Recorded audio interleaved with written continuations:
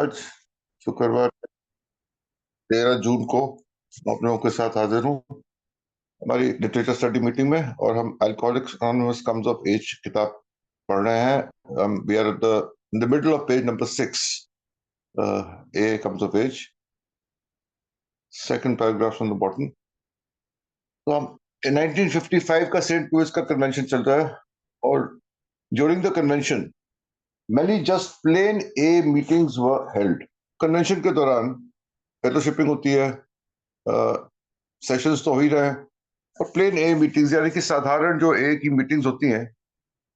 और ये बहुत अच्छा चित्र भेजा है सुमेश ने। During the convention corridors, coffee shops and hotels, यानी कि कन्वेंशन के दौरान जहाँ पे इतने सारे अल्कोहलिक्स इकट्ठे थे, हमने देखा 5,000 की संख्या थी कन्वेंशन में। और भी लोग जो जुड़े थे ए से और ए के सदस्यों से, वो भी वहां पे होंगे। तो सब मिला के काफी जमघट था वहां पे। और इस आबादी के अंदर जो अल्कोहलिक्स थे वो प्लेन ए मीटिंग्स कर रहे थे, फेलोशिपिंग हो रही थी, ए मीटिंग्स हो रही थी। At those meetings and in the corridors, coffee shops and hotel rooms. Corridors hotel के जहाँ पे वो ठहरे होते, कॉफी शॉप्स जहाँ पे जाके बैठते थे, और वो रूम्स जहाँ वो रह रहे थे, हर जगह we were continuously and gratefully thoughtful of our friends and of all that providence had appointed them to do for us. बड़ा आभार था एक इन दोस्तों का, नॉन अल्कोहलिक, जिनका हमने वर्णन किया है ऊपर। और किस तरह से रहस्यमय तरीकों से भगवान ने, प्रोविडेंस, उनको हमारी संस्था से जोड़ा, और हमारे लिए जो उन्होंने योगदान दिया अल्कोहलिक्स अनोनिमस के लिए, उसका आभार व्यक्त किया। Our thoughts often went out to those who were not there। और जो लोग वो नहीं थे, उनके प्रति भी उनकी याद आई, उनके प्रति भी हमारा जो थॉट्स थे, यानी कि हमने जो समझने उनके बारे में भी सोचा। Those who had passed on, कुछ लोग जो अब दुनिया में नहीं थे, जिनका निधन हो चुका था। Those who were ill, कुछ लोग बीमार थे। And those who just couldn't make it, और कुछ लोग ऐसे जो थे लेकिन आ नहीं पाए किसी ना किसी कारणवश। Among the latter, जो लोग थे लेकिन आ नहीं सके किसी वक्त, उनका बहुत याद आई उनको। और उनका कुछ यहाँ पे कुछ शख्सियतों के नाम है। ट्रस्टीज जैक अलेक्जेंडर, ये सब ट्रस्टीज थे एक न किसी समय ए के। Frank Amos, doctor Leonard Strong and Frank Gulden. आइए एक एक इन चारों शख्सियतों के एक एक करके एक सरसरी नजर मारते हैं। सबसे पहले जॉन अलेक्जेंडर। जॉन अलेक्जेंडर को बोला जाता था, उनको पदवी दी गई थी, he was the newspaper man who gave a major lift, the newspaper man। 1941 में इनका जो सैटरडे इवनिंग में पोस्ट था। जॉन अलेक्जेंडर भी बेसिकली सेंट लुइस के निवासी थे, और सेंट लुइस के एक छोटे से अखबार में पहले काम करते थे। लेकिन उसके बाद वो 1939 में वो न्यूयॉर्क गए, और उसके बाद उन्होंने वहीं अपना 39 में, ऐसा उससे कुछ पहले, my dates might be little wrong but just telling you about John Alexander. और फिर न्यूयॉर्क पोस्ट में उनको जब न्यूयॉर्क टाइम्स में उनको नौकरी मिली, तो सैटरडे इवनिंग पोस्ट में उन्होंने ये आर्टिकल छापा 1941 में। और इनका जो जो ओनर था सैटरडे इवनिंग पोस्ट का, उसका नाम था कर्टिस बॉक। तो वो बड़ा प्रभावित था जो ए के फाउंडर मेंबर्स ने, हमारे को फाउंडर्स ने, बिल और बॉब ने जो काम किया था शराबियों की, तो उससे बहुत प्रभावित था। और उसने अपने सीनियर एडिटर यानी कि जॉन अलेक्जेंडर को बुलाया, उससे बोला कि इसके बारे में कुछ लिखो। जॉन अलेक्जेंडर बड़ा सलीके से काम करने वाला आदमी था। कहते मैं ऐसे कुछ नहीं लिख सकता हूँ जब तक मेरे को संस्था के बारे में अच्छी तरह से सब कुछ पता ना हो। ये खबर जब बिल तक पहुंची, तो बिल ने पूरा योगदान दिया, पूरी उसको सपोर्ट किया कि वो उसको जो भी चाहिए था उसको प्रदान किया, जिससे मिलाना था। एक्रोन तक ले गया, न्यूयॉर्क में सारी मीटिंग्स दिखाई, एक्रोन में दिखाई, लोगों से परिचय कराया, उसका इंटरव्यू करवाए, जगह दिखाई जहाँ मीटिंग्स होते थे, हर तरह से सहायता करी ताकि वो जो सैटरडे पोस्ट में जब उसने आर्टिकल लिखा फाइनली, तो उसके पास सारा कुछ मसाला था कि वो आर्टिकल लिख सके। और आर्टिकल का जो नाम था वही बड़ा विचित्र था। मतलब सैटरडे पोस्ट में जो आर्टिकल लिखा उसमें ये था कि those A freed slaves of drink now they free others, यानी कि जब शराब के अधीन थे, शराब के गुलाम थे, ये अब वहां से आजाद हो गए और अब औरों को आजाद होने में मदद कर। ये आर्टिकल का शीर्षक था उसमें 1941। और इसका इतना रिस्पॉन्स आया कि उस टाइम जो रूथ थी ए के छोटे से ऑफिस की, उस टाइम इतना स्ट्रक्चर्ड सर्विस नहीं थी और स्ट्रक्चर्ड ऑफिसेज नहीं थे। अल्कोहलिक्स एनोनिमस मेकशिफ्ट ऑफिस बोल सकते हैं उसको न्यूयॉर्क में। तो इसमें यहाँ पे वो कहती है 12 दिन के अंदर करीब 918 रिस्पॉन्सेज आए, क्वेरीज आई ए के बारे में। और अगर अनुमान लगाया जाए तो मतलब हर, अगर वर्किंग आवर्स देखे जाए ऑफिस के, तो हर 5-7 मिनट में घंटी बज रही थी। और ये सिर्फ न्यूयॉर्क का था, उसके अलावा सैटरडे इवनिंग पोस्ट में डायरेक्ट बहुत सी क्वेरीज आई, बहुत से लोगों ने ए के बारे में पूछा। और ए का एक एक्सपोनेंशियल ग्रोथ, यानी कि बहुत तेजी से विस्तार हुआ सदस्यों की संख्या में इसके दौरान। और जॉन अलेक्जेंडर ने इसका एक फॉलो अप आर्टिकल लिखा फाइनली 1950, 1 अप्रैल 1950 में इसका एक फॉलो अप आर्टिकल लिखा बिल के कहने पे, जिसका नाम था द ड्रंकर्ड्स बेस्ट फ्रेंड। तो ये अलेक्जेंडर, जॉन अलेक्जेंडर का जो योगदान था, finally died in 1975 at the age of 73, 73 साल की उम्र में इनका निधन हुआ 1975 में। तो इनका जो योगदान था वो सराहनीय था ए के इतिहास के पन्नों में। ये हो जॉन अलेक्जेंडर। उसके बाद मैं आता हूँ फ्रैंक एमोस पे। फ्रैंक एमोस ट्रस्टी रहे ए के 38 to 41, देन 49 to 57। और देखो उस टाइम पे ऐसे माहौल था कि अल्कोहलिज्म जो था वो एक घातक बीमारी थी जो कई जान दे रही थी। और शायद ही कोई ऐसा व्यक्ति हो जनसंख्या में जिसको किसी न किसी तरह से अल्कोहलिज्म नहीं छू रही थी। या तो वो खुद अल्कोहलिज्म से पीड़ित था, या उसके घर का कोई सदस्य था, या उसके कार्यस्थल में कोई था, या उसके मोहल्ले में कोई था, है ना।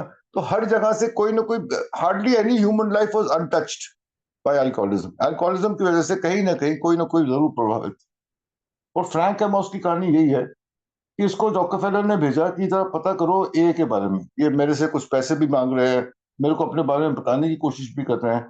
तो एक ये न्यूयॉर्क के एक कंपनी में एडवर्टाइजिंग एग्जीक्यूटिव था। इसने 4 हफ्ते तक अपना काम छोड़ दिया। 3 हफ्ते तो न्यूयॉर्क में लगा रहा, और उसके बाद 1 हफ्ते के लिए एक्रोन गया, वहां पे लगा रहा। सिर्फ ए के बारे में पूछताछ कर रहा था, ए के बारे में जानकारी हासिल करने की चेष्टा कर रहा था। 4 हफ्ते लगा दिए उसने। तो लोग हैरान थे कि यार इतना, ये अपना काम छोड़ के इतना क्यों कर रहे हैं, क्या इसका कारण क्या है। तो पता चला कि फ्रैंक एमोस के he had 2 brothers, and both brothers were Gravely suffering from alcoholism. बहुत बुरी आदत थी। तो उसका मकसद था कि किसी तरह से अगर अल्कोहलिज्म का कोई इजाद है, कोई क्योर है, कोई रिकवरी प्रोसेस है, तो वो अपने भाइयों तक पहुंचा दे उसको, ताकि उनकी जान बच जाए। ये उसका मकसद था, इसलिए वो इतना घूम रहा था। ये हो गई फ्रैंक एमोस की कहानी। जैसे मैंने कहा, बाद में जाके काफी लंबे दौरान तक ए के ट्रस्टी थे। तीसरा जो नाम लिया गया यहाँ पे वह डॉक्टर डोनाल्ड स्ट्रॉन्ग जूनियर का। सराहनीय इसके उनके योगदान है। ये बिल के बहन डोरथी का हस्बैंड था। He died finally at the age of 89 in 1989 में इनका निधन हुआ था। 1899 में इनका जन्म हुआ था। और ये इनका सबसे बड़ा योगदान तो यह था कि बिल को टाउन्स हॉस्पिटल में एडमिट कराने में इन्होंने मदद की। उस टाइम पे लुइस जो थी बिल की wife, she was working in departmental store Messi's, और मात्र उसकी उस टाइम पे $22 पर वीक की तनख्वाह थी मेसीज में। आज के डेट में भी उसको तब्दील करो तो ज्यादा इनकम थी नहीं है। आज के डेट में भी वो एक हफ्ते में $1001 की इनकम उसको माने जाएगा, लेकिन उससे बस घर ही चलता था। टाउन हॉस्पिटल में इलाज जो है वो बहुत महंगा था, और वो बिल के बस का नहीं था अकेले। तो यहाँ पे उसकी मदद करी डॉक्टर डोनाल्ड स्ट्रॉन्ग ने। एक नहीं, दो नहीं, तीन नहीं, 4 दफे उसको वहां पे भर्ती कराने में मदद करी, और उसका वहां हॉस्पिटल का बिल देने में उसकी मदद। तो बिल को जीवित रखने में ही डॉक्टर लियोनार्ड स्ट्रॉन्ग का हाथ था। और अगर बिल जीवित ही नहीं रहता तो फिर ये क्या, और आगे क्या कहानी बनती है। तो वो योगदान तो उसका था ही। उसके अलावा 1940 में जो रॉकफेलर का जो भोज हुआ था, उसमें रॉकफेलर से मिलवाने में, क्योंकि ये विराट रिचर्डसन को जानता था, विराट रिचर्डसन रॉकफेलर के साथ काम कर रहे थे, उनके फिलैंथ्रोपिक वर्क में, यानी कि उनका जो चैरिटी का काम था रॉकफेलर का, वो एक तरीके से डॉक्टर विराट रिचर्डसन ही चला रहे थे, नॉट अ डॉक्टर। तो उसको जानते थे ये अपने युवा दिनों से, डॉक्टर डोनाल्ड आर्मस्ट्रांग, और उनसे संपर्क कराने में उन्होंने मदद करी। और वो मदद भी इनकी सराहनीय थी। उसके बाद वो भी ट्रस्टी रहे अल्कोहलिक्स एनोनिमस के। तो उनका भी एक सरसरी रूप से मैंने बताया क्या योगदान रहा है एक के इतिहास के पन्नों में। विस्तार रूप से और डिटेल में राजेश हमको और बताएगा। और चौथा नाम जो उन्होंने लिया वो है फ्रैंक गुल्डन का। ये भी एक बहुत विख्यात इंडस्ट्रियल फैमिली थी यूएसए की, जो मस्टर्ड बनाते, यानी कि सरसों। और 1906 से 1989 तक ये जीवित थे, और ये भी एक क्लास ए ट्रस्टी थे, कई दफे रहे। और इन्होंने भी अपने काफी परिश्रम ए के एडमिनिस्ट्रेशन वर्क में और ए के मैसेज को फैलाने में बहुत मदद करी। एक एक करके इनकी सारी तस्वीरें हमने डाली है। फ्रैंक गोल्डन की शायद तस्वीर नहीं मिली, उसके बारे में कुछ लिखा हुआ है बस यहाँ पे। मुझे भी नहीं मिली Sumesh, it's okay, it doesn't matter. So but basically we introduced all these four gentlemen to you. John Alexander, Frank Amos, Dr. Leonard Strong Jr. and Frank Gould. Most of all, of course, we talked about co-founder Dr. Bob and his wife Anne. जब उन लोगों की बात होनी जमा नहीं थी और उनकी याद आ रही थी, तो डॉक्टर बॉब और एन की बात तो होनी नेचुरली थी। Doctor Bob and his wife Ann, इनका तब तक निधन हो गया था 1950 में। उससे पहले ही एन का निधन हो गया था। Cofounder doctor Bob and his wife Ann, ये उनकी तस्वीर है उनके घर के सीढ़ियों पे उनके छोटे से कुत्ते के साथ। और a handful of us could recall the first days in 1935. अब देखो ये 1955 में हुई है, तो ऐसे बहुत से लोग थे, चंद लोग थे उस टाइम पे जो जिन्होंने काम किया था डॉक्टर बॉब के साथ सोब्राइटी में। और 1935 में early days, first few days of AA, where the spark that was to become the first A group was struck. और ये वो चिंगारी थी जिससे पहले ए ग्रुप का गठन हुआ 1935 में। उनके साथ जो काम किया था डॉक्टर बॉब और एन के साथ, उनमें से कुछ सदस्य वहां पे हाजिर थे उस कन्वेंशन में। Some of us could retell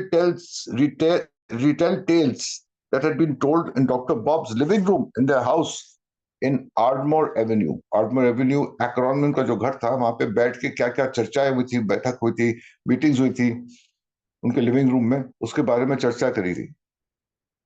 I think Sumesh, you had a pic of the, this is the right time for it. हाँ जी, ये देखिए डॉक्टर बॉब का लिविंग रूम एक्रोन में, और छोटा सा कोना है जहाँ स्टडी है, उसके बारे में अभी पढ़ेंगे हम। Anne could remember Anne as she sat in the corner by the fireplace. The corner by the fireplace में एक कुर्सी लगी हुई, यहाँ Anne बैठती थी। Reading from the Bible, the warning of James that faith without works is dead. अब ये देखो, she was a non-alcoholic Anne, but she had also program में इसने आपको झोंक दिया था एक तरीके से Anne ने, हालांकि non-alcoholic, लेकिन हस्बैंड का सपोर्ट कर रही थी, और सबसे बड़ा इस कॉज का सपोर्ट था। रिलीजियस लेडी तो थी, ऑक्सफोर्ड ग्रुप से कई सालों तक जुड़ी रही है। तो वहां से बाइबल में से उसने एक पन्ना निकाला था जहां पे था faith without works is dead. ये पढ़ती थी बाइबल अपना कोने में बैठ के। तो ये भी, इसका भी जो योगदान है ए के शुरुआती दिनों में सराहनीय है। Indeed, we had with us at the convention young Bob and sister Sue. ये तो बॉब के बच्चे हैं, उनका बेटा यंग बॉब और बहन, उसकी बहन सिस्टर सू, बेटा बेटी डॉक्टर बॉब के, वो आए थे। Who had seen the beginnings of A's first group. इन्होंने ये गवाह थे, इन्होंने देखा था, इनका आंखों देखा है ए के पहले ग्रुप का। उनकी भी पिक यहाँ पे डालिए तो मैं, thank you for that. Sue's husband Ernie A number 4 was there too. Number 4 जो ए था जिससे सू की शादी हुई थी बाद में, डेविल में क्या चैप जो था, जैसे हमने अभी विजन फॉर यू में पढ़ा था ए की हिस्ट्री में, तो वो भी वहां पे हाजिर था। And old Bill D A number 3 was represented by his widow Henrietta. A number 3 जो था बिल डॉटसन, उसकी बीवी हेनरिएटा भी वहां आई हुई थी। I'm slightly confused. I don't think I was Bill D no more at that time. That's why widow Henrietta. Bill de का क्या निधन हो गया था इस टाइम तक, इसलिए वीडियो एंड है कि कोई और कारण है, मुझे नहीं पता। राजेश इसके बारे में बता सकते हैं हमको। तो we were all overjoyed to see Ethel, the longest sober lady of Akron Cleveland region. इसकी भी बात कर लेते हैं जल्दी से, एथेल की। एक और छोटा सा पैराग्राफ है, ये भी पढ़ लेते हैं। अब देखो यहाँ पे, longest sober lady of Akron Cleveland region, और लॉन्गेस्ट सोबर लेडी हमने पढ़ा मार्टी मैन थी। अब सोब्राइटी या लॉन्गेस्ट ए लेडी कौन होगी? जो जिसने सबसे पहले मीटिंग करी, जिसने सबसे पहले सोबर हुई, जो स्थायी रूप से सोबर रही, जिसने ज्यादा योगदान किया ए में। अब किसको आप बोलेंगे? तो एक होड़ सी लगी हुई थी, और खासतौर से न्यूयॉर्क और एक्रोन के बीच में, eastern front and the midwest front, we call them Alcoholics Anonymous at that time. तो उन्होंने ये फैसला किया, भैया एक्रोन क्लीवलैंड की सबसे नंबर 1 है एथेल, और तुम्हारी न्यूयॉर्क की सबसे पहले है मार्टी मैन। ठीक है, झगड़ा खत्म करो। तो एथेल का बड़ा योगदान था। शी वाज द फर्स्ट, जैसे मिडवेस्ट में। और मैं एथेल पे आता हूँ, तो इसकी फर्स्ट एडिशन में स्टोरी थी, सेकंड में भी थी, फ्रॉम फार्म टू सिटी। ये एथेल मैरी इसका पूरा नाम था। ये एक ग्रामीण औरत थी, गांव में रही हुई थी। और जब ये जवान हुई तो she move to the city, और उसके लिए एक बहुत बड़ी तब्दीली थी ये। और उसको वहां पे अपनी मासी के घर गई थी। ये उसको बोला गया था कि तू कुछ भी कर, मजे कर लाइफ में, कोई बात नहीं, सब कुछ हम तेरे को देंगे, पढ़ाई कर अपनी, काम करना है काम कर, जो करना है कर। लेकिन ये लड़का है रॉस, रस, इससे दूर रहना, बड़ा हरामी है। लेकिन अल्कोहलिक माइंड था उसका, या जो भी था उस टाइप पे, वो उसने रस के पास ही गई। वो उसने अल्टीमेटली 4 महीने के अंदर, ज्यादा टाइम नहीं लगा, उससे शादी भी कर ली रस से। उसका फादर एक अल्कोहलिक था, और जब इनकी शादी हुई तो रस एक अल्कोहलिक था, वो शराब पी रहा था। और 6-7 साल में शादी की हालात इतने बिगड़ गए कि वो रस को छोड़ दिया उसने। लेकिन उसके 1 साल के अंदर जस जो था वापस आ गया, बोला कि मैं कभी शराब नहीं पीऊंगा। और 13 साल तक वो ड्राई रहा। एथिल इस दौरान शराब नहीं पीती थी। लेकिन 13 साल बाद जब वो वापस आया, तो कुछ ही दिनों में वो अपने दामाद के साथ एक बॉक्सिंग का मैच देखने गया, वहां पे रिलैप्स हो गया उसका, शराब पी के वापस आ गया घर। तब तक इसकी 2 बेटियां जो थी एथिल की, वो थोड़ी सी सेटल हो गई थी। एक की शादी हो गई थी, और एक की पढ़ाई खत्म होने पे थी। उसने कहा था ठीक है, हमारी बेटियां तो सेटल हो गई, अब तुमको शराब ही पीनी है ना, तो चलो मैं भी तुम्हारे साथ पीती हूँ, अगर तुम यही चाहते हो तो ऐसे ही करते हैं। तो दोनों ने एक साथ में शराब पीनी शुरू कर दी, और बहुत जल्दी लाइफ जो थी अनमैनेजेबल एथिल और रस की। लेकिन वो जेल गए बार बार, ड्रंकन ड्राइविंग में। एक बारी उसने अपने घर को लगभग आग लगा दी थी एथिल ने। लेकिन जब उसको ए का मैसेज मिला, उसने ए को ग्रहण किया दोनों हाथों से, और उसने ए पे काम करना शुरू किया। And then she had sustained sobriety till her death. She died in April 1963। और एक विचित्र बात इसके बारे में यह है कि इसकी स्पॉन्सर थी Ann, non alcoholic. Doctor Bob's wife was the sponsor of Ethel, and in spite of that she had sustained sobriety. That goes to prove that even non-alcoholic people can be good sponsors. They don't have to be an alcoholic. Even if it's non-alcoholic, and they can make you do the program, they can give you the correct advice at the correct time. Non-alcoholic लोग भी अच्छे sponsors साबित हो सकते हैं। इससे ये बात साबित हो।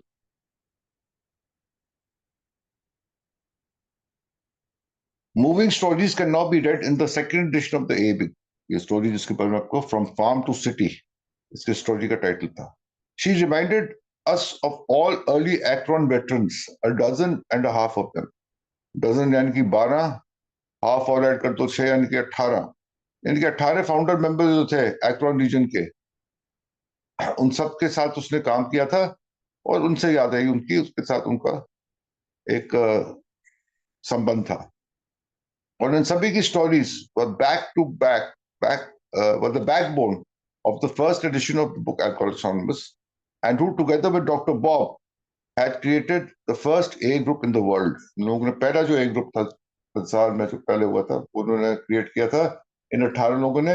इनकी कहानियां जो हैं, वो पहले एडिशन बिग बुक था उसका सार थी। आइडेंटिफिकेशन उन्हीं से मिलता था। और इन्होंने पहला ग्रुप डॉक्टर बॉब के साथ एक्रोन यूएसए में शुरू किया था। तो ये इतिहास के पन्नों में से आज कुछ शख्सियतों के नाम आए हैं जिनको हमने निकाल के रखा है, और फेलोशिपिंग में कैसे इन लोगों को बाकी मेंबरों द्वारा याद किया गया। उस टाइम पे याद ताज़ा थी, it was not that far of. आज हम 2025 में 90 साल बाद हैं, ये 20 साल पुरानी थी उस टाइम पे है, तो इन लोगों की याद कुछ हद तक ताज़ा थी, और ऐसे लोग थे वहां पे जो उनके साथ घुल मिल चुके थे। तो ये कहानी हमने यहाँ तक पढ़ी है, ये 1955 के कन्वेंशन में जो घटित हो रहा था, जिन लोग जो शख्सियतें सामने आ रही थी, जिनकी याद आ रही थी, जिनका स्मरण कर रहे थे कि कईयों का, और कईयों की याद आ रही थी, कईयों को मिस कर रहे थे, वो किसी कारणवश नहीं पहुंच पाए थे कन्वेंशन में। तो अब मेरे ख्याल से will stop over here for today, Anuj, and will start from the third paragraph of page 7 tomorrow. Somesh, please make a note. And thank you, everybody. Back to you, Anuj. Thank you Atul ji, it was a wonderful reading. काफी पीछे memories refresh हो गई कि कैसे हम अपने old timers को याद करते हैं। आज की मीटिंग्स में भी या कन्वेंशंस में भी हम काफी ऐसे मेंबर्स को याद करते हैं जो पहुंच नहीं पाते या जो पहुंच नहीं सके। उनका काफी कंट्रीब्यूशन रहता है तो उन्हें हम मिस करते हैं। तो ये चीज आज समझने को मिली, पढ़ने को मिली। एथल के बारे में भी पढ़ने को मिला। बहुत सुंदर और बहुत, एक तरह से ना मैं तो बस सुनता ही रह गया। बाकी ये जो है ना, एक तरह का ए में आना और उसके रूट्स को, उसकी जड़ों को पहचानना, उसके इतिहास को जानना उतना ही जरूरी है जितना एक दिन के हिसाब से सोबर रहना। Thank you Atul ji, so wonderful, thank you. तो मैं बिना समय व्यर्थ न करते हुए राजेश जी से रिक्वेस्ट करूंगा कि राजेश जी प्लीज आए और थोड़ा सा और प्रकाश डालें आज की रीडिंग के ऊपर। जी राजेश जी आए प्लीज। धन्यवाद। जी जी जी धन्यवाद। मेरा नाम राजेश है, मैं शराबी हूँ। परमात्मा की कृपा आज नहीं पी है। थैंक यू सर्विस के लिए अनुज जी, और थैंक यू अतुल जी, बहुत बहुत धन्यवाद। मेहनत को सल्यूट। और सुमेश जी, वंडरफुल, बहुत ही बढ़िया। तो आते हैं जी, बीडब्ल्यू को याद आ रही है भाई साहब। अब कुछ चले गए हैं, कुछ आ नहीं पाए। और जाने वालों में यार doctor Bob and Silkworth, Dick Richardson, ये चार तो बहुत ही, मतलब इनका तो वंडरफुली काम था। जैसे वो लास्ट में नाम भी लिया, बिल डॉटसन भी 1954 में डेथ हो गई थी उनकी। तो ये चार पांच लोग तो, मतलब चार लोग तो एल्कोहलिक एनोनिमस, क्योंकि बिल डॉटसन ने इतना कंट्रीब्यूट करा दी। और पता नहीं कौन से ऐसे कारण थे कि फर्स्ट एडिशन में नंबर 3 की हमने स्टोरी भी नहीं ली थी जब पहला एडिशन आया था। सेकंड एडिशन में बिग बुक में हमें बिल डॉटसन की स्टोरी जो है वो देखने को मिलती है। अब आते हैं जिन चार शख्सियतों के बारे में आज इन्होंने बात करी। हमारे ए क्लास ट्रस्टी रहे Jack Alexander, Frank Amos, doctor Leonard B Strong, Frank Gordon. सबका अपना अपना योगदान है और अपने अपने क्षेत्र में योगदान। जैसे कि जैक एलेक्जेंडर का 1 मार्च 1941 को ये थर्ड टेक ऑफ था अल्कोहलिक एनोनिमस को जो मिला था। पहला टेक ऑफ था लिबर्टी मैगजीन में, जो God and alcoholic Fulton our seller ने, जो सितंबर 1939 में। दूसरा टेक ऑफ था जो वो डिनर था 8 फरवरी 1940, जो डिनर दिया था डी रॉक पिलर ने वो। और तीसरा ये टेक ऑफ था अल्कोहलिक एनोनिमस के लिए, और हमारी संख्या 2000 से 8,000 हुई थी। इन्होंने केवल ये 2 आर्टिकल ही नहीं लिखे। हमारी जैसे 12/12 की फाइनल एडिटिंग इन्होंने करी, 12 कदम 12 परंपराएं किताब की फाइनल एडिटिंग जैक एलेक्जेंडर ने करी। और भी बहुत से वंडरफुल काम करे। अच्छा, ये क्यों इतना प्रभावित करता है कैरेक्टर? इसके प्रभावित करने के पीछे भाई साहब, ये बंदा ऐसा नहीं था, कोई एम नहीं था। ये आदमी मतलब सुनी सुनाई बात को कोड नहीं करता था। इसके बारे में मतलब पूरे उस जहां भी ये सेंट लुइस के एरिया या क्रॉन न्यूयॉर्क के एरिया में, इसके बारे में ये था कि भाई साहब ये जब तक खुद इन्वेस्टिगेट नहीं करेगा ये लिखेगा नहीं। और थोड़ा सा वहां पर वो भी हुआ था जो नो पिक्चर नो आर्टिकल वाला, बीडब्ल्यू के साथ जो क्लैश हुआ था, और बिल के साथ, बेचारे के साथ पूरी उम्र, बिल बॉब दोनों के साथ पूरी उम्र ये किस्सा भी जुड़ा रहा कि जी इन्होंने इनोनोमिटी ब्रेक करी थी, बाकी चीजें फोटो देनी पड़ी थी, बंदा अड़ियल था। और हमारी किताबों में, इसी किताब में अगर आप जाओगे तो इसी किताब में भी लैंग्वेज ऑफ हार्ट किताब में 194 पेज 194 पर इसके बारे में और भी चीजें आप लोग पढ़ सकते हो हमारी किताब में लैंग्वेज ऑफ हार्ट में।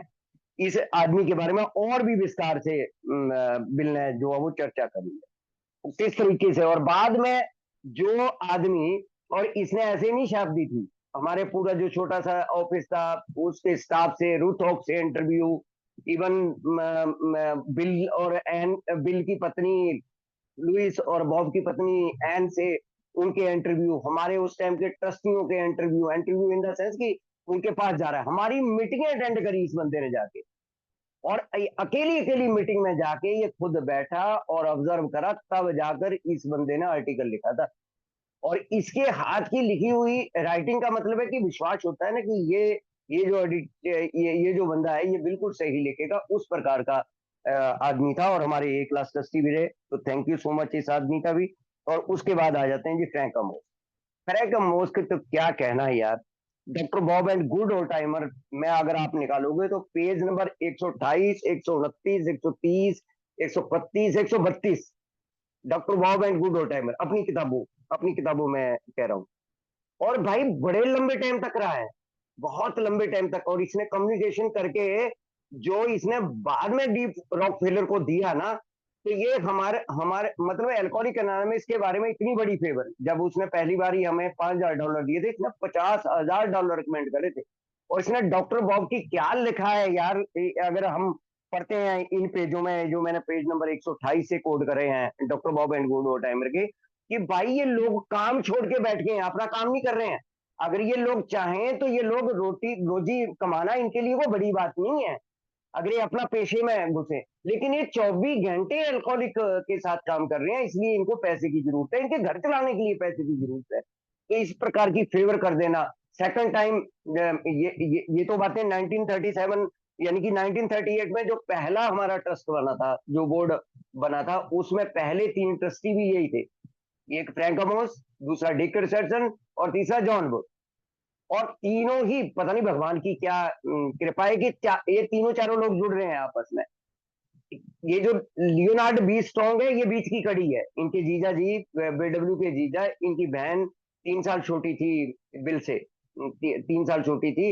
इनके जो जीजा जी हैं उनके साथ एक कड़ियां जुड़ रही है, क्योंकि 1937 और 1938 के बीच में जब बीडब्ल्यू ने अपील करी थी अल्कोहलिक से कि $1 दे दो, कोई भी पैसे देने को तैयार नहीं था। बाहर कोई भी अमीर इनको पैसे नहीं दे रहा था। अमीर इसलिए पैसे नहीं दे रहे थे, वो कह रहे थे कि रेड क्रॉस को देंगे यार पैसे, या फिर ब्लाइंडों को देंगे, या कोई कैंसर वालों को देंगे, आप शराबियों को क्यों देंगे हम पैसे, आपको तो बनता ही नहीं है पैसा।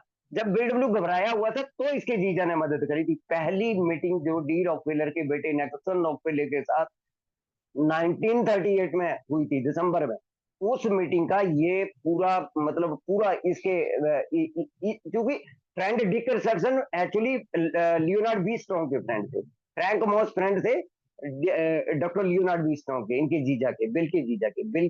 बिल की जानकारी कोई नहीं थी डी रॉकफेलर के, और ये सारे एसोसिएट थे डी रॉकफेलर और डी रॉकफेलर के बेटे के साथ।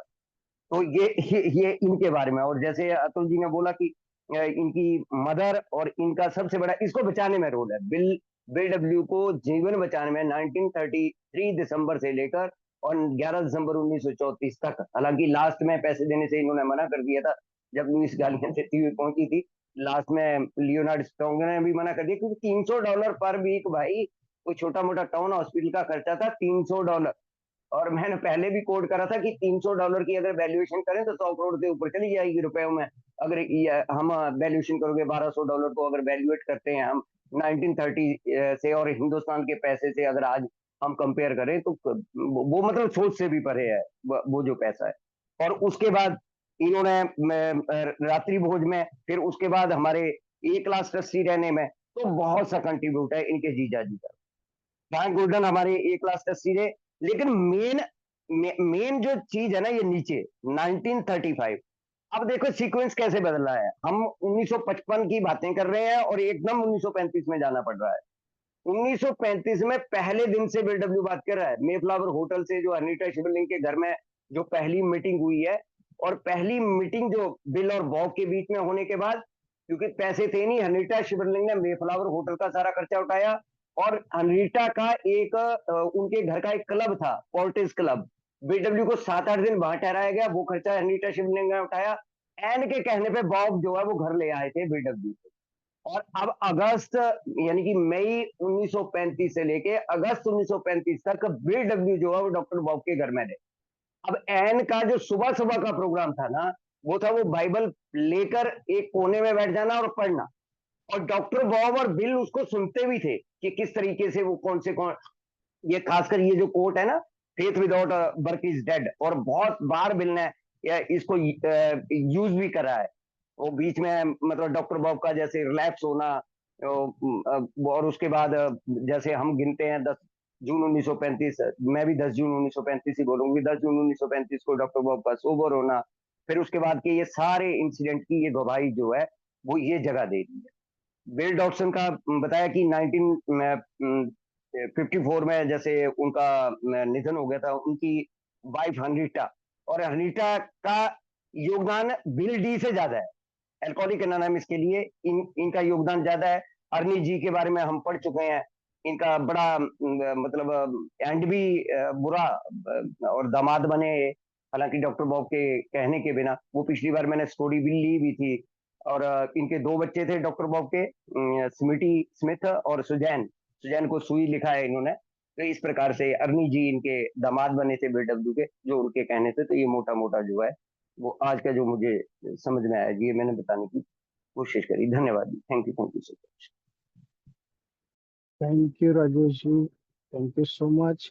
बाकी ये रीडिंग पढ़ के ऐसा लगता है जैसे टाइम मशीन है, अचानक कुछ साल पहले, फिर अचानक कुछ साल बाद, लेकिन वाकई में बहुत मजा आ रहा है ये कम्स ऑफ एज की रीडिंग में। Thank you so much Rajesh ji for your input. तो हाय संजय एम जी, हाँ संजय भाई आइए।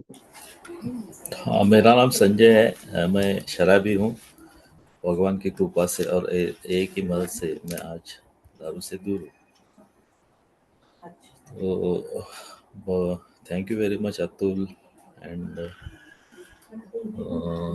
राजेश जी। मुझे एक ज़रा क्वेश्चन है, एक्चुअली मैं क्वेश्चन ही पूछता हूँ। इसमें अल्कोहलिक फाउंडेशन का जो जिक्र आया है, तो ऑलवेज मैं कंफ्यूज होता हूँ कि ये तो फॉर्म 1937 में हुआ था, इतना तो याद है। मैं, और उसमें तीन नॉन अल्कोहलिक ट्रस्टी थे और 2 अल्कोहलिक ट्रस्टी थे। तो ये फाउंडेशन, अल्कोहलिक फाउंडेशन, ये जो अपना फेलोशिप का नाम है या फाउंडेशन का नाम है, वो कभी तक कंटिन्यू रहा? और ऑफिशियली हमने अल्कोहलिक्स एनोनिमस कभी से एक्वायर्ड किया? ये मुझे क्वेश्चन है। एक्चुअली मैंने कल देखा था किधर मिलता है क्या, लेकिन इट वॉज टू लेट, तो नहीं मिला मुझे। तो anybody knows about this alcoholic foundation, alcoholics? Because अपना किताब का नाम तो 39 में प्रकाशित हुआ था, तो अल्कोहलिक्स एनोनिमस रखा था। तो जैक कैलेंडर का सैटरडे इवनिंग पोस्ट है, उसमें भी ए का जिक्र आया था। तो नॉट अल्कोहलिक फाउंडेशन करके किधर भी जिक्र आया है। तो this is my question to meetings. Please anybody knows about, अगर नहीं दिया तो भी चलेगा, will discuss tomorrow. Thank you very much. Rajesh, you'd like to take that question? जी Rajesh? जी जी जी सर, राजेश जी जी, जी जी जी बिल्कुल ले रहा हूँ। मेरा नाम राजेश है, मैं एक शराबी हूँ। अल्कोहलिक फाउंडेशन सर बिल्कुल सही कह रहे हो आप, हालांकि वो 1938 अगस्त में बना था वो बोर्ड, लेकिन ये जो नाम बदला है 1951 में, हमारी पहली जनरल सर्विस कॉन्फ्रेंस में पहला ही डिसीजन ये था कि इसको रीनेम करो। तो ये रीनेम होके जनरल सर्विस बोर्ड जो है वो 1954 में अल्कोहलिक फाउंडेशन का नाम चेंज होके जनरल सर्विस बोर्ड, जिसको आज हम बोलते हैं, अल्कोहलिक फाउंडेशन का ही रीनेम है सर। धन्यवाद। Thank you Rajesh ji. I hope Sanjay भाई आपको आपके क्वेश्चन का जवाब मिल गया होगा।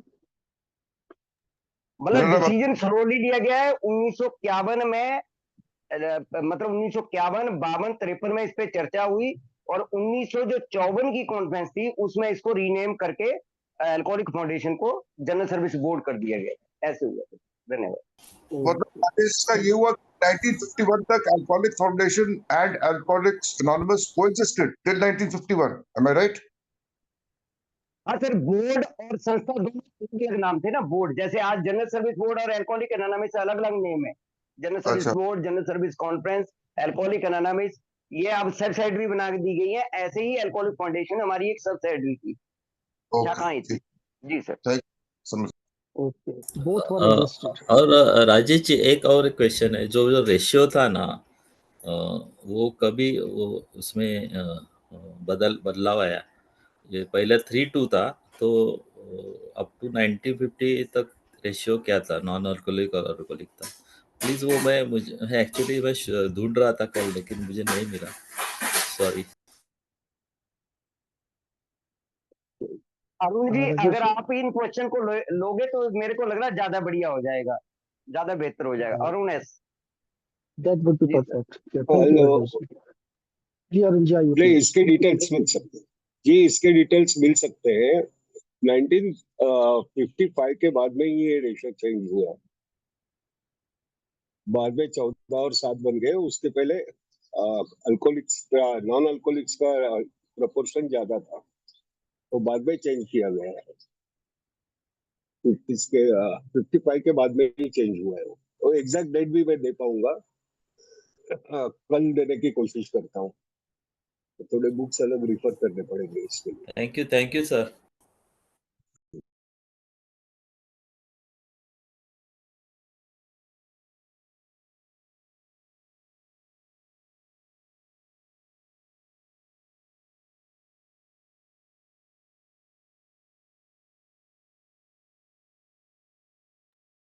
देखो, इसमें भी काफी थोड़ा सा ये है फर्क। स्टार्टिंग में हमारे जो चेयरमैन रहते थे फाउंडेशन के या फिर बोर्ड के, बोर्ड तो नहीं बना था तभी, फाउंडेशन ही था, वो अल्कोहलिक्स ही रहते थे। तो पहले ये थे अपने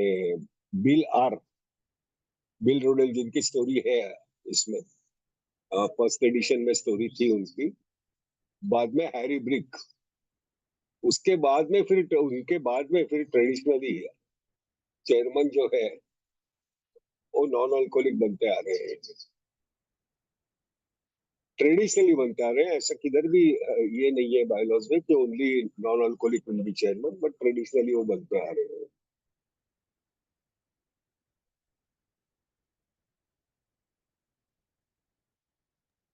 ये हो गया। आई बिलीव अनिश का माइक किसी कारण से अनम्यूट है, या कुछ कारण रहा होगा। Okay, thank you Anil ji. Thank you. Thank you Arun ji. Thank you so much for the vital information. मैं सुनील जी से रिक्वेस्ट करूंगा, तो सुनील जी अगर आप कंफर्टेबल हैं तो प्लीज आइए। सुनील अल्कोहलिक, जिसे यार बिल्कुल जैसे सांस रोक के सुनना होता है ना, वो वाली बात थी। बिल्कुल ऐसा लगता है कि कोई भी शब्द जो है वो मिस ना हो जाए। अभी आज हम बात कर रहे थे कन्वेंशंस और डिफरेंट मीटिंग्स की। उसके अंदर कन्वेंशन इटसेल्फ जो जनरली जनरली 10 से 5 या 9 से 5 के बीच का टाइम होता है, जिसके अंदर टी सेशंस और लंच भी होता है, वो भी अपने आप में एक मीटिंग्स होती हैं। जब टी जब होती है सेशन के बाद, तो वो जो आपस में चाय की लाइन में लग करके और आपस में चाय लेने के बाद जो दो दो तीन तीन के ग्रुप में या ज्यादा बड़े ग्रुप में जो खड़े होते हैं, वो अलग अलग ग्रुप में अलग अलग चर्चा चल रही होती है। कहीं पिछले सेशन की चल रही होती है, कहीं पुरानी चल रही होती है, कुछ नए मिलते हैं जो नहीं मिले होते सवेरे, वो लंच में और टी सेशन में मिलते हैं। वो अपने आप में मीटिंग्स होती है। 2 से 3 सेशन चाय के हो जाते हैं, एक लंच का सेशन हो जाता है बड़ा। तो ये ना अपने आप में वो बहुत एक डिफरेंट अपने आप में मीटिंग ही होती है। और उससे पहले अभी जो बात हो रही थी कि ऑर्गेनाइज डिफरेंट मीटिंग्स, तो 9 से 6 और या 9 से 5 की जो सेशंस होते हैं, उसके अलावा कन्वेंशन कमेटी ऑर्गेनाइज करती है डिफरेंट मीटिंग। जैसे कि हमारे ग्रुप का नाम जो अर्ली बर्ड ग्रुप है, वो उसी से चला था। सबसे पहले सवेरे सवेरे 5-6 बजे एक मॉर्निंग मीटिंग होती है, जिसको हम नुआ क्लास भी कह सकते हैं या अर्ली बर्ड मीटिंग भी कहते हैं। जो लोग सवेरे सवेरे मीटिंग करना चाहते हैं, कुछ लोग योगा क्लास के अंदर ज्वाइन हो जाते हैं एक्सरसाइज वगैरह करने, और कुछ लोग अर्ली बर्ड की चाय लेकर के सवेरे जो है मीटिंग्स करते हैं। उसको अर्ली बर्ड्स मीटिंग के नाम देते हैं वो। वहीं से हमने अर्ली बर्ड्स मीटिंग का लिया था कि सवेरे सवेरे हमारे ग्रुप में चारों तरफ से, जैसे कन्वेंशन में ऑल ओवर डिफरेंट प्लेसेस से लोग आके आपस में मिलते हैं, मीटिंग करते हैं। इसीलिए इस तरह हमारी मॉर्निंग मीटिंग में, ऑनलाइन मीटिंग में, हर दूसरे दूसरे स्टेट से और शहरों से जो है मेंबर सवेरे सवेरे जो जुड़ते हैं। इसीलिए हमने भी अर्ली बर्ड्स मीटिंग रखा था। इसके अलावा रात को मीटिंग होती है, कुछ मीटिंग ऐसी होती हैं जो एलोन वगैरह की, जिनके लिए डिफरेंट हॉल बुक कर लेते हैं, वो साइमल्टेनियसली चलती हैं। टीन एल एंड टीन की मीटिंग अलग चल जाती है ना। तो इस तरह के डिफरेंट मीटिंग्स वो हो जाती हैं। बहुत सी मीटिंग ऐसी होती हैं जो रात को फिल्म शो चला लेते हैं आफ्टर डिनर डेट में, या कोई ऐसी मीटिंग रखते हैं उस तरह की चर्चा। फिर कुछ कमरों में मीटिंग हो जाती है, ओल्ड टाइमर्स के कमरों के अंदर, वो कहते हैं भाई रात को आ जाना। तो 6 से 7 मेंबर या ज्यादा मेंबर एक पर्टिकुलर ओल्ड टाइमर को घेर के बैठते हैं। एंड बिल्कुल ये जो चर्चा का विषय होता है टेबल के ऊपर, ये इसी तरह का होता है। गार्डन में बैठे गए 6 अल्कोहलिक इकट्ठे हो गए, कुछ उसमें से वो पुरानी अपनी बातें बताते हैं, जैसे अपनी सुनने में मजा आता है, उसमें आता है वो याद दिलाते हैं, तुझे याद है वो आया करता था, हाँ हाँ यार वो मैंने उसको देखा है, मैं उससे नहीं मिला। जो न्यूकमर होते हैं बिल्कुल मेस्मराइज होकर के उन बातों को सुनते हैं।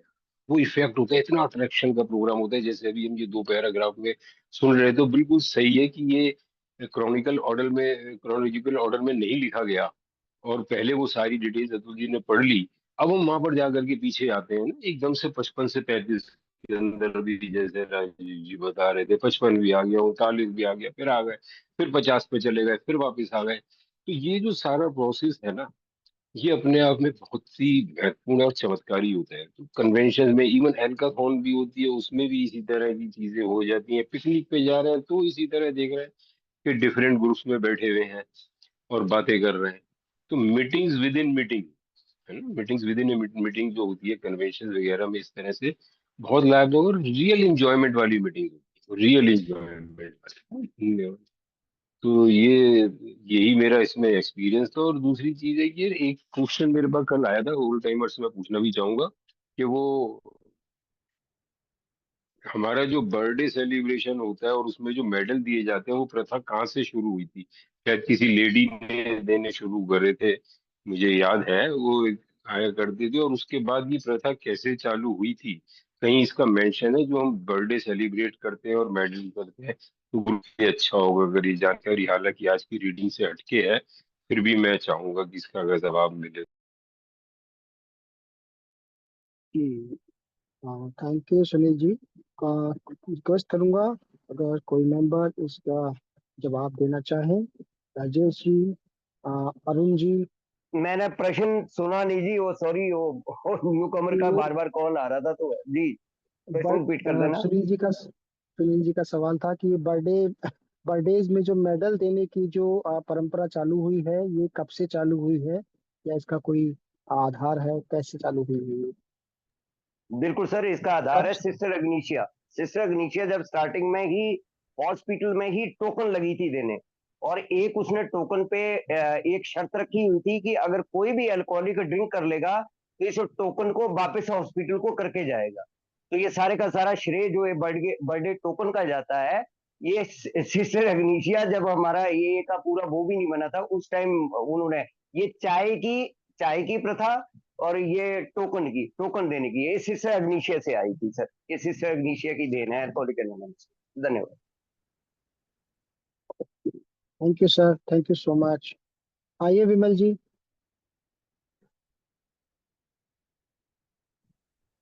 जी धन्यवाद। गुड मॉर्निंग फ्रेंड्स, मैं एक शराबी हूँ, मेरा नाम विमल है।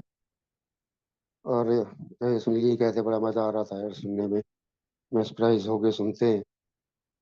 अभी राजेश जी जब शेयर कर रहे थे, उन्होंने कहा कि 3 बड़े ब्रेक मिले थे हमारी फेलोशिप को।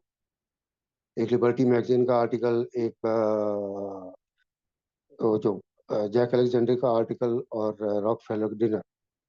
मुझे एक और बिग ब्रेक याद आता है, एक बहुत बड़ा ब्रेक मिला था एल्कोहलिक्स अनोनिमस को। वो मैं थोड़ा सा शेयर करना चाह रहा था। वो ब्रेक मिला था क्लीवलैंड में। क्लीवलैंड में क्लीवलैंड प्लेन डीलर नाम की मैगजीन थी, अगर मुझे नाम सही से याद है तो। उसमें एक पूरी सीरीज छपी थी ए के बारे में, और उसका इतना जबरदस्त इम्पैक्ट हुआ था कि रातों रात क्लीवलैंड की मेंबरशिप कई गुना बढ़ गई थी।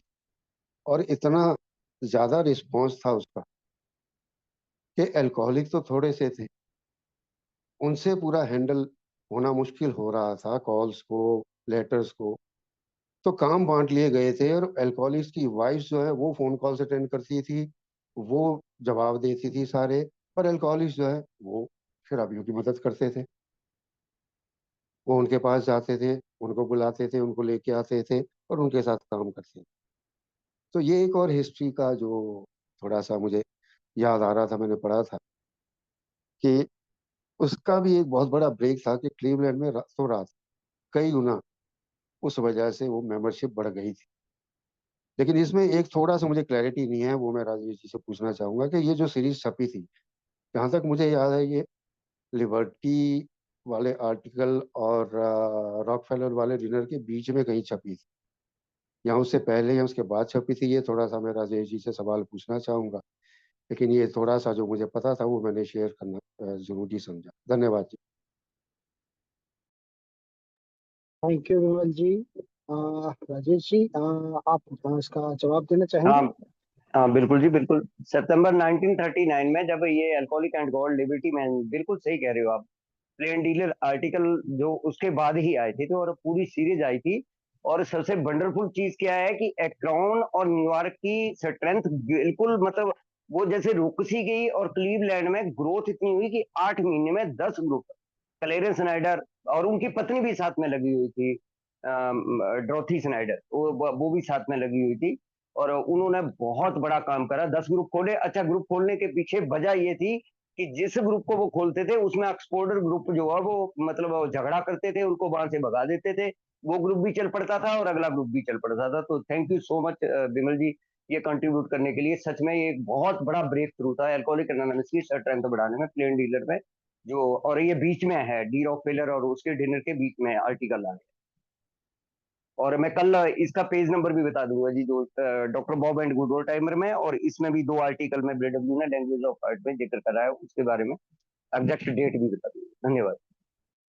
थैंक यू राजेश जी। और यही इस चीज को, इस रीडिंग को ब्यूटीफुल बनाता है कि हर मेंबर अपनी तरफ से जो भी बेस्ट कंट्रीब्यूट कर सकते हैं वो करने की पूरी कोशिश कर रहे हैं। हर हर एक मेंबर का अपना पूरा इनपुट है आज रीडिंग के अंदर। Thank you for that. आइए दोस्तों, नेक्स्ट कौन भाई अपने अनुभव शेयर करेंगे? जी अरुण जी, आइए। सोमेश जी, मैं इन इम्पैक्ट्स के बारे में थोड़ा कहना चाहूंगा, क्योंकि लिबर्टी का जो आर्टिकल आया था उसका वापस इंडिया के साथ में कनेक्शन आता है, क्योंकि वही आर्टिकल पढ़ के एक ग्लैडिएस करके, तभी मद्रास स्टेट था, तमिलनाडु नहीं था, एक लेडी ने वो पढ़ा and then she went to US. वहां पे वो बिल को मिली, 2 साल वो सोबर थी, बट अनफॉर्चुनेटली इन 1941 उसकी कार एक्सीडेंट में डेथ हो गई। ग्लैडिएस उसका नाम था। इसके रेफरेंसेस आपको 2 जगह पे मिल जाएंगे। एक तो लुइस रिमेम्बर्स में ये है, ये रेफरेंस है, और दूसरा रेफरेंस एक अल्कोहलिक्स एनोनिमस की क्रिटिक साइट है, उस साइट पे है। हालांकि 2007 में मैंने वो रेफरेंस उस साइट पे पढ़ा था, लेकिन मेरे एक दोस्त ने कहा था कि ये शेयर करना उचित नहीं है, क्योंकि सभी की सभी इंफॉर्मेशन अच्छी करेक्ट होंगी ऐसे ही नहीं है। बट लुइस रिमेम्बर्स में आने के बाद में वो शेयर करने में मुझे कोई अभी झिझक नहीं होती है। तो वो जो कहने का मतलब ये कि तभी जो प्रिंट मीडिया था वो इतना पावरफुल था, और वाकई में अक्रॉस द बॉर्डर्स वो मूव हो रहा था। अभी ये पता नहीं है कि वो ग्लैडियस इंडियन ओरिजिन की थी या एक्सपेक्टिंग, बट वो वहां पे गई थी और सोबर हो गई थी।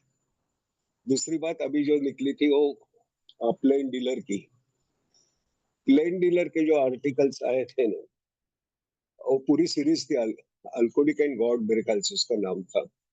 5 आर्टिकल्स की सीरीज थी। उस 5 आर्टिकल के सीरीज में क्लीवलैंड में जो ग्रोथ हुई, आपको वो ग्रोथ के पीछे और भी कई रीजंस थे, कि स्ट्रॉक 12 स्टेपिंग, 1 to 1 12 स्टेपिंग, वो उसके पीछे का रीजन था। वो प्लेन डीलर का आर्टिकल लिखने वाला अर्लिक डेविस था, जो वहां के चर्च के जो फादर थे, उनके कहने पे उसने वो 5 आर्टिकल की सीरीज लिखी थी। Actually that church was against alcoholics anonymous मतलब जो वहां के लोग अक्रॉस में जाके ये करते थे, मीटिंग्स वगैरह किया करते थे एवरी वेडनेसडे, तो उनके अगेंस्ट थोड़े थे। इसके लिए अल्कोहलिक्स एनोनिमस के ग्रुप्स वहाँ पे मीटिंग्स पहले तो क्लीवलैंड में जैसे चालू हुई है स्टार्टिंग में मेंबर्स के घर पे, वैसे वो चालू हुई थी। एंड बाद में later on took a definitive ये। और वहाँ का जो को फाउंडर या फाउंडर ही कह सकते हैं, क्लेरेंस स्नाइडर जो था, जिसकी स्टोरी हमारे बिग बुक में हाउ इट वर्क करके भी है, उस बंदे का कहना था कि अल्कोहलिक्स एनोनिमस का एज अल्कोहलिक्स एनोनिमस पहला ग्रुप जो है वो क्लीवलैंड में शुरू हुआ। और बहुत से हिस्टोरियंस का कहना ये भी है there should have been 3 co founders. That is apart, वो तो हर एक का परसेप्शन रहता है। बट वो जो ग्रोथ हुई थी in first year only 9-10 groups with about 700 members वगैरह, that had a significant meaning, क्योंकि उन्होंने बिग बुक यूज किया था 12 और विगरस 12 स्टेपिंग था एंड स्पॉन्सरशिप था। ये 3 रीजन की वजह से वहां पे वो एक्सपोनेंशियल ग्रोथ हुई थी। ऑफकोर्स क्लीवलैंड का चैप्टर आगे भी आएगा वापस, जब बिल एंड बॉब ने क्रिटिसाइज के बिग बुक एक रैकेट है वगैरह वगैरह, and then Bill went with the auditor to Cleveland, वहां पे जो मीटिंग हुई थी। एंड उसी के बाद जो स्टार्टिंग में हमारे मीटिंग में बात की, वो फर्स्ट एडिशन में बिल डी की स्टोरी नहीं है, बिल डी की नहीं है, वैसे ही आर्मी जी की भी स्टोरी नहीं है। ये दोनों की स्टोरीज वहां फर्स्ट एडिशन में नहीं है, लेकिन बाद में सेकंड एडिशन से वो इंक्लूड हो गई, क्योंकि उनको जो डाउट था कि रैकेट वगैरह है वगैरह, वो सब निकल गया था। एंड उसके बाद में ही वो स्टोरीज उन्होंने पब्लिश करने के लिए कंसेंट दे दी उसके। और जो 18 स्टोरीज है एकरॉन से आई हुई फर्स्ट एडिशन में, उसमें 1 या 2 स्टोरी खुद मेंबर्स ने लिखी हुई है, बाकी सब की जो स्टोरीज है वो वहाँ का एक जो मेंबर था वाज रिलेटेड टू प्रेस, उसने इंटरव्यूज लेके वो स्टोरीज लिखी हुई है। और बाद में फाइनल जो उसका एडिटिंग है वो हैंक ने और रूप ने किया हुआ है, और हैंक और रूप ने उसके लिए स्पेसिफिक क्लासेस ज्वाइन कर लिए थे। फिर वो पूरी स्टोरी आपको दूसरे इसमें काफी सारे लिटरेचर में भी बाद में पढ़ने को मिल सकती है। Thank you. Thank you, Arunji. Thank you so much for your valuable inputs. Thank you, sir. आइए सुनील जी। मेरा नाम सुनील है, मैं महाराष्ट्र से हूँ। एक स्टेटमेंट कर रहा हूँ और एक सवाल पूछ रहा हूँ। स्टेटमेंट ऐसा कर रहा हूँ कि मैंने सुना है कि अल्कोहलिक्स एनोनिमस ये जो नाम है वो इनकॉर्पोरेटेड नहीं है, यानी उसको लीगल कुछ स्टेटस नहीं है, इसलिए उसके ऊपर कुछ लीगल एक्शन नहीं ले सकते। सवाल ये है कि ये एक के जैसे दोस्त दिखाए हैं, सब एक के दोस्त ने जो पिया है काम किया, आज भी दिखाए हैं 4 आदमी। वैसे इंडिया में लॉन्ग टर्म हम लोग को कोई दोस्त मिला क्या? और जैक अलेक्जेंडर ने जैसा प्रेस में एक का नाम डाल के आम आदमी तक या सोशल वर्कर तक, डॉक्टर्स तक पहुंचाया, उसके बाद अभी आज भी प्रेस मीडिया मेरे ख्याल से इफेक्टिव नहीं है आज, और अमेरिका में बाद में प्रेस मीडिया शायद इतना इफेक्टिव नहीं होगा। तो टीवी और मीडिया जो आ गया उसमें, या अभी इलेक्ट्रॉनिक मीडिया आ गया उसमें, अमेरिका में कुछ ऐसा लैंडमार्क पब्लिसिटी हुआ है क्या? इंडिया में तो मुझे मालूम है कि सत्यमेव जयते से बहुत बड़ा योगदान रहा। Thank you sir. Thank you Sunil ji. Rajesh ji या अतुल जी या अरुण जी, आप में से प्लीज कोई इसका जवाब देंगे? अब मैं बस एक लाइन में जवाब दूंगा जी। अब तक हमें ए क्लास ट्रस्टी इस लाइन का मिला ही नहीं है अभी तक। ये लैक है, बहुत बड़ा लैक है सर, कि अभी तक कोई एडिटर या कोई इस प्रकार का कोई बड़ा पत्रकार या कोई बड़ा मीडिया हाउसेस या इस प्रकार का, हमें जब तक ए क्लास ट्रस्टी नहीं मिलेगा, जब तक इस फील्ड में लैक रहेगा ही हम लोगों का। तो एक ही चीज है कि जिस दिन हम लोगों को इस फील्ड के ए क्लास ट्रस्टी मिलने शुरू हो जाएंगे, खासकर ये जो मीडिया हाउसेज हैं और आजकल इलेक्ट्रॉनिक जो मीडिया हाउसेज है, इनका कोई एक क्लास ट्रस्टी एक भी हम लोगों को मिल जाएगा तो फिर हमारा ये लैक जो है वो खत्म होने के चांसेस हैं। धन्यवाद। तो thank you Rajesh ji, thank you sir. यहाँ पे थोड़ा ऐड करूंगा, यहाँ पे थोड़ा ऐड करूंगा कि क्या काफी सारे रीजनल चैनल्स पे, एक्चुअली नेशनल अलग अलग लैंग्वेजेस के चैनल्स पे ऐसे प्रोग्राम्स होते रहते हैं। एंड राइट फ्रॉम, अभी की बात नहीं कर रहा हूँ, राइट फ्रॉम 1984 ऐसे, तभी मुंबई दूरदर्शन था, तभी उसके ऊपर एक प्रोग्राम हुआ था, सत्यमेव जयते का हो गया, वो हो गया। फिर तमिल में एक चैनल चलती है सन टीवी पे, हाँ सन टीवी पे ही एक प्रोग्राम हुआ था। एनडीटीवी पे एक प्रोग्राम हुआ था, ऋचा अनिरुद्ध ने किया था, जहाँ पे अल्कोहलिक्स एनोनिमस का डायरेक्ट जिक्र नहीं था, बट उससे भी काफी सारे कॉल्स जनरेट हुए थे। दोपहर में ज्यादा करके जो प्रोग्राम्स होते हैं ना, specially for womens, afternoon time में, तो उसमें कई बार ऐसे प्रोग्राम्स हो गए जिससे कॉल्स आते हैं। लैंडलाइन पे जीएसओ के काफी सारे कॉल्स आ गए थे उसमें, लेकिन वो वही दिन के लिए टिके थे। जैसे सत्यमेव जयते के 3-4 महीने, या इवन अभी भी आते हैं। कभी सोशल मीडिया इतना नहीं था 2012 में, तो उसकी वजह से वो यूट्यूब पे प्रोग्राम्स वगैरह नहीं थे, वो अभी आए हैं तो उसका जो लाइफ है वो भी बढ़ गया है। और सत्यमेव जयते की अभी एक इंफॉर्मेशन शेयर करता हूँ कि सत्यमेव जयते जैसे ही और एक प्रोग्राम होने जा रहा है, पाइपलाइन में है, probably that will be aired after 15 जुलाई। तो वो होने के बाद में वापस ऐसे कॉल्स आने की संभावना है। दूसरी बात हो गई कि हमें आज तक क्लास ए ट्रस्टी नहीं मिला, बट अगर आप आशीष देशपांडे या एसटी रमेश को आप देखोगे तो उन्होंने काफी सारा काम किया है। इवन फादर जो ने काफी सारा काम किया है इसमें नेशनल लेवल पे। और हमने मीडिया का बंदे को अप्रोच किया था, मैं नाम भी बता देता हूँ, 2-3 मीटिंग्स भी उनके साथ हुई थी, but finally due to time constraint, अभी वो एक्चुअली टाइम कंस्ट्रेंट था या इसमें वो इन्वॉल्व नहीं हो पा रहा था, वो पता नहीं, बट ही रिफ्यूज, वो मटेरियलाइज नहीं हो सका। रजत शर्मा की बात कर रहा हूँ मैं, अगर वो उनके जैसा ट्रस्टी मिल जाता तो शायद हो सकता था। लीगल इससे साइट से आप देखने जाओगे तो रिसेंटली मेरे ख्याल से डॉक्टर राजीव भल्ला, डॉक्टर ये शायद जो जज थे, वो हमारे क्लास ए ट्रस्टी करके उन्होंने सर्व किया है। अभी हम क्या एक्सपेक्ट कर रहे हैं ना उनसे, हम एक्सपेक्ट कर रहे हैं कि नेशन वाइड पब्लिसिटी मिल जाए।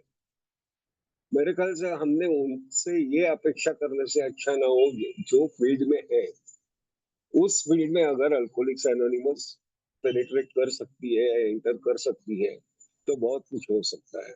जैसे कि हमने यहाँ पे कोशिश की थी डॉक्टर आशीष देशपांडे के थ्रू, यहाँ पे उनकी जो लीगल ये है,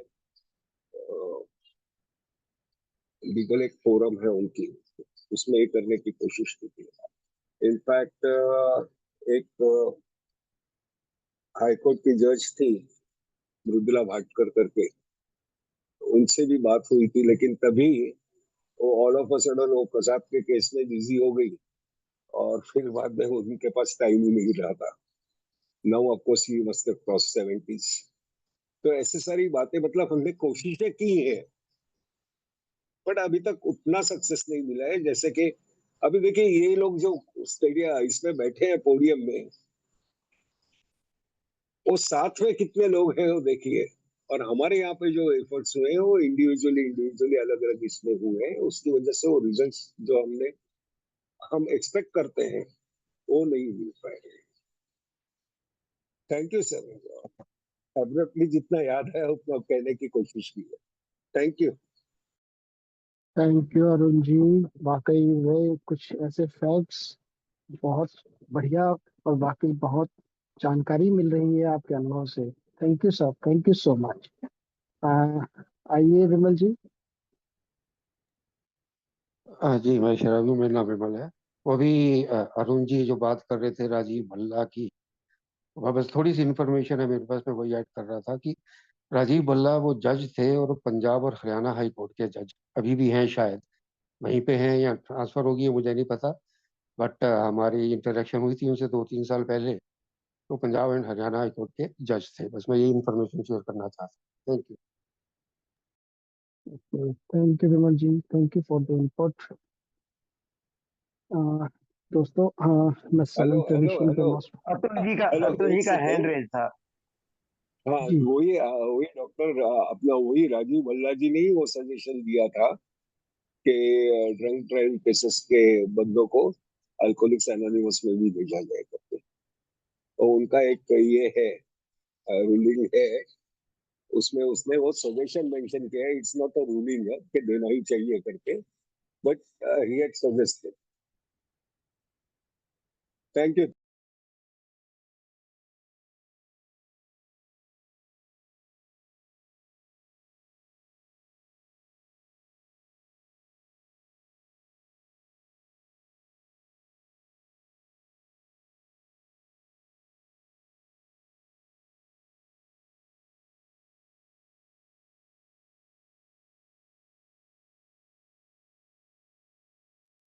जी, थैंक यू अतुल जी। अतुल जी आइए, आप प्लीज आइए। Thank you. नमस्कार दोस्तों, अल्कोहलिक अतुल। आज जो बात हो रही थी, ये कन्वेंशन होते हैं, गैदरिंग्स होती हैं, एक है कि कन्वेंशंस के बीच में जो छोटे छोटे मीटिंग्स होती है, इंटरेक्शन होती है, कि क्या अहमियत है। मैं अपना थोड़ा सा इसमें एक्सपीरियंस शेयर करना चाहूंगा। मतलब I must have been about 3 years sober when we had a convention at Corbett Park, और मेरे ख्याल से that was when we met Kunal for the first time. Kunal for that Delhi, और वहाँ lunch time पे हम lunch खा रहे थे, I think first day of the convention, और वहाँ मेरी पहली बारी 1-to-1 सुनील भाई से इंटरेक्शन हुई। और मैं 2 या 3 साल सोबर तो था, लेकिन मैं बहुत विचलित था इस बात को लेके कि मेरा परिवार मेरे से अलग है। और मैंने अपने सोब्राइटी के दौरान मैं ये सोचा था कि मैं अपने परिवार के साथ रीयूनाइट कैसे हो सकता, how can I get my family back. मैं सारा टाइम इसके बारे में सोचता रहता था, पूरा प्रयास कर रहा था, स्ट्रेटेजीज बनाता था, क्या करता था। और मेरे को जब पता चला कि मधु जी, सुनील जी की wife, she was a champion of Al-Anon, तो मैंने सुनील भाई से बोला मेरे को उनसे मिला दो, मैं उनसे पूछना चाहता हूँ, and I get a feminine point of view also, कि how I should approach and get back my wife and the rest of my family. तो एक छोटी सी मीटिंग सुनील भाई ने अरेंज कराई मेरी, और मेरे को अभी तक चित्र याद है कि मधु जी अपने शायद ग्रैंडसन के साथ स्विमिंग बस को खेल रहा था, वो उन पर नजर रख रही थी। मेरे को बिल्कुल क्लियरली याद है, I can see it as I close my eyes. और मैं उनके पास बैठा, शायद 15 मिनट मैंने उनसे बात करी, अपने बारे में बताया, और उन्होंने मेरे को एक ही बात बोली कि अगर तो तुमने अपनी सोब्राइटी का मकसद अगर ये बनाया हुआ है कि मेरी फैमिली वापस आ जाए, गलत track. The motive and the intention and the reason you are staying, you are in this programme and staying sober, is to stay sober. अपने पूरे प्रोग्राम का मकसद बनाओ कि तुम सोबर हो, बाकी चीजें अपने आप होंगी। और उसके दिन के बाद मैंने अपना दृष्टिकोण बदल गया, एंड श्योर इनफ यार, within 2 years of that, I did get my family. I came back to my family. I didn't do anything. God made it happen. What I did was to stay sober. तो ये छोटी छोटी जो नसीहतें मिलती हैं, छोटे छोटे जो इशारे मिलते हैं, छोटे छोटे जो मिलते हैं विद इन द कन्वेंशन यार, they can be life changing, vital for me.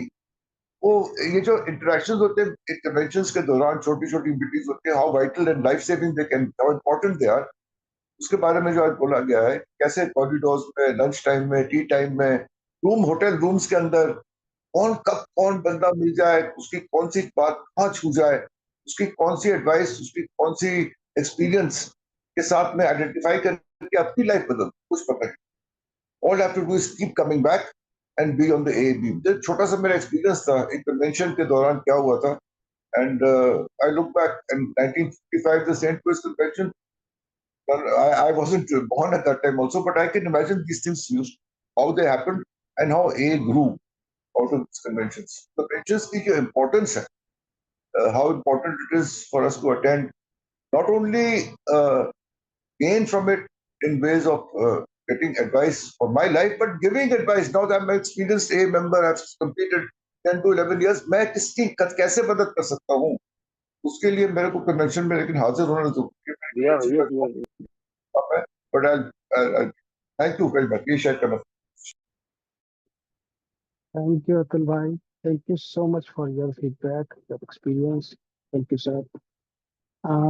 दोस्तों आइए, एक 3 या 4 मिनट की छोड़ी, कोई भी भाई आ सकते हैं।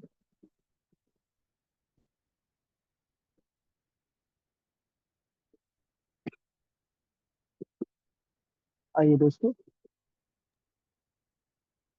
अनुज जी, मैं शेयर करता हूँ छोटा सा। आप प्लीज आइए।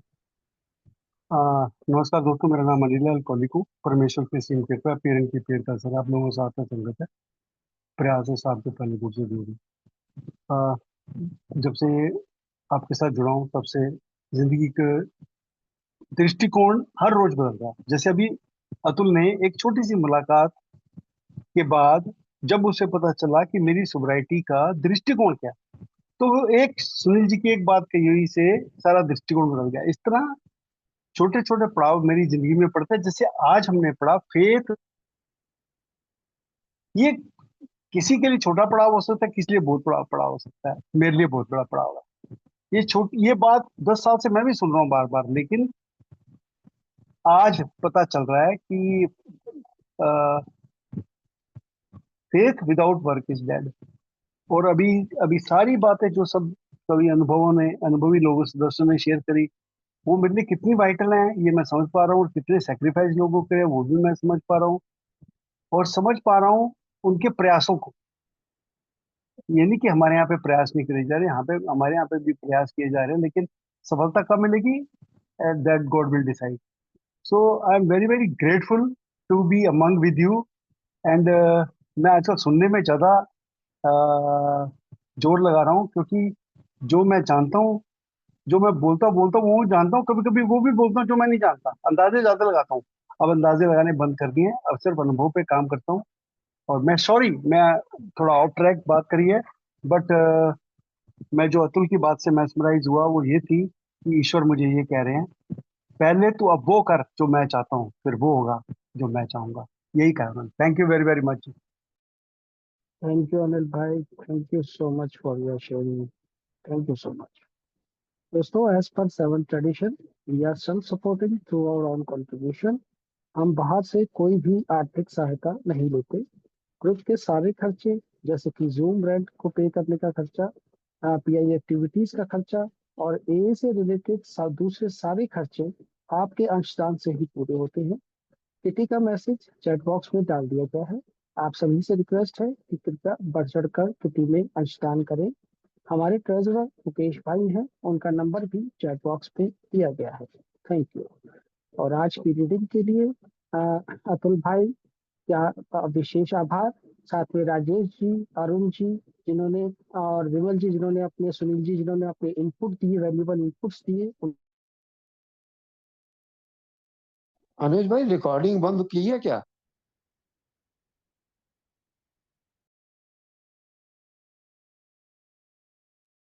जी भाई, रिकॉर्डिंग बंद नहीं करी है देवशीष को।